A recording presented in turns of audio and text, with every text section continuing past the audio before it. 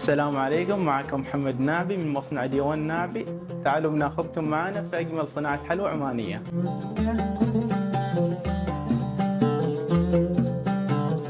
نحن نتميز في ديوان الناعبي بالخبرة أكثر من 60 عام، توارثناها عن طريق الإجداد. نتميز كذلك في طعم الحلوى وجودة الحلوى وبالطابع التقليدي للحلوى العمانية عندنا.